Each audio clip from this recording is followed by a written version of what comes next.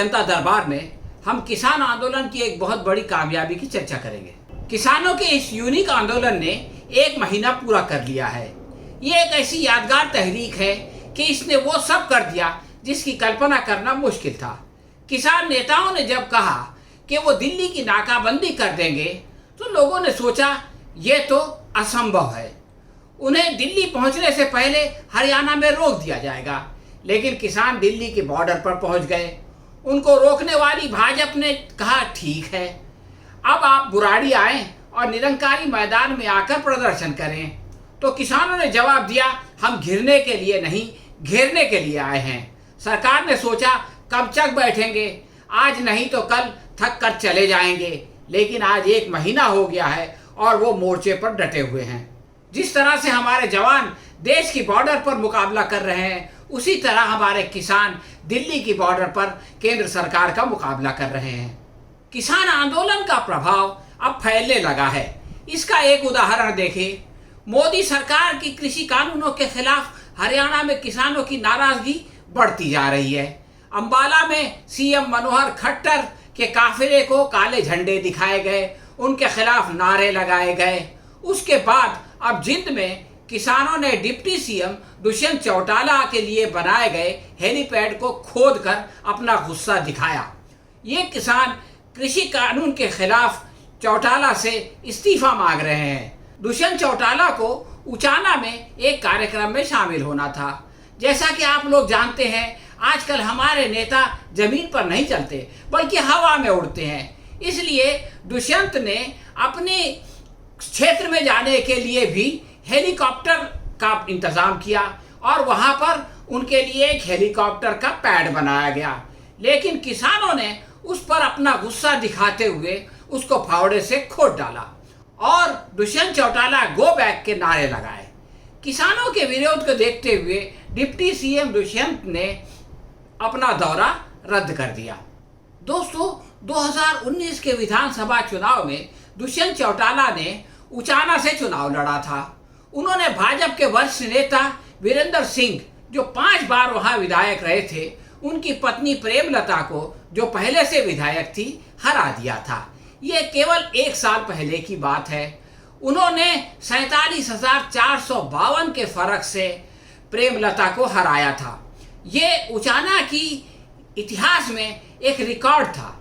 इससे पहले उनके पिता ओम प्रकाश चौटाला भी उचाना से इलेक्शन जीते, लेकिन उनको इतने ज़्यादा वोट कभी नहीं मिले। लेकिन 1 साल के अंदर सब कुछ बदल गया। कृषि कानून को लेकर देश भर के किसान केंद्र सरकार और भाजपा के सहयोगियों से नाराज हैं।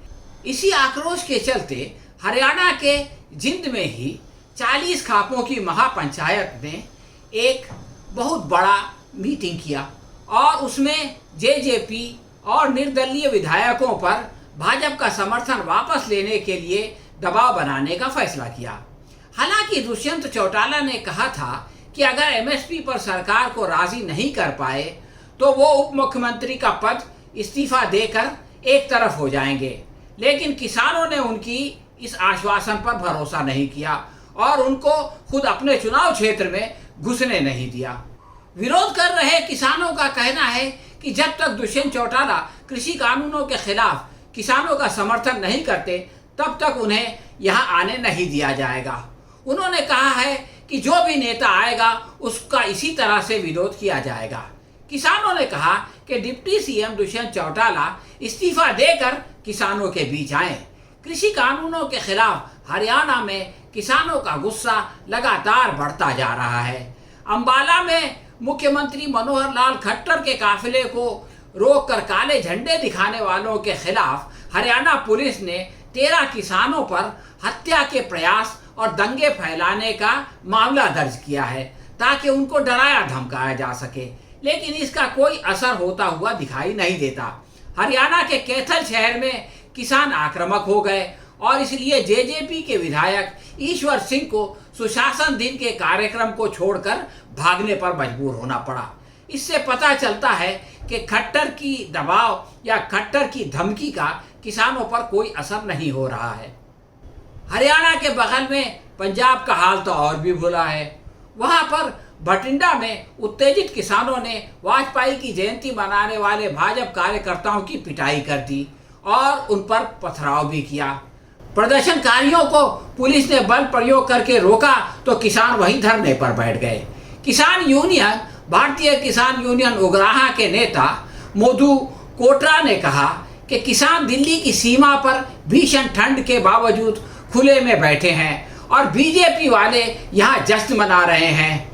विरोध के तौर पर हमने उन्हें समारोह करने की अनुमति नहीं दी।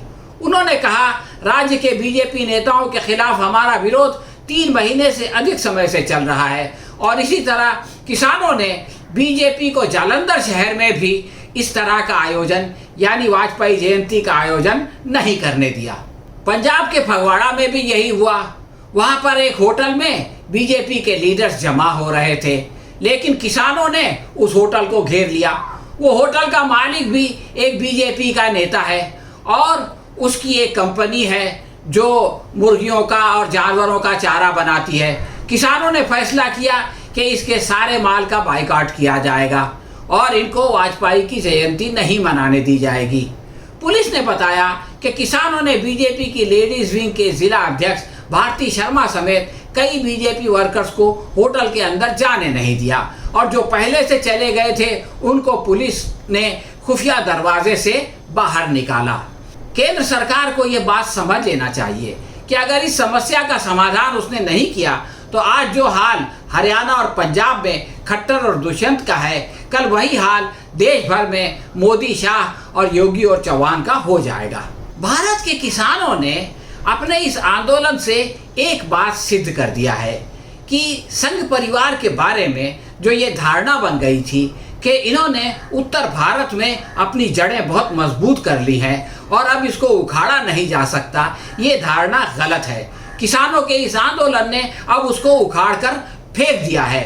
अब वो इन लोगों को अपने गांव में दाखिल होने की इजाज़त नहीं दे रहे हैं। तो इस तरह ये बात कि ये लोग अब बहुत ताकतवर हो गए हैं, बहुत शक्तिशाली हो गए हैं, अब इनको हटाया नहीं जा सकता, इस तरह की सोच जो लोग रखते थे और मायूसी का शिकार हो रहे थे, उनको किसानों ने बताया कि अगर वो मैदान में आ जाएं और इनका मुकाबला करें तो ये कहीं दिखाई नहीं देंगे। दोस्तों, ये इस किसान आंदोलन की बहुत बड़ी उपलब्धि है। इस गलतफहमी को दूर करके किसानों ने देश की जनता को ये संदेश दिया है कि जुल्म के खिलाफ लड़ने के लिए अगर जनता मैदान में आती है तो दुनिया की कोई बड़ी से बड़ी ताकत उनको रोक नहीं सकती। हाँ तो दोस्तों, ये थी हमारी आज की चर्चा। आपको कैसी लगी हमें कमेंट बॉक्स में लिख कर बताएं। अगर पसंद आई हो तो इसे लाइक या शेयर करें। हम बहुत जल्द किसी नए टॉपिक पर आपसे फिर मिलेंगे।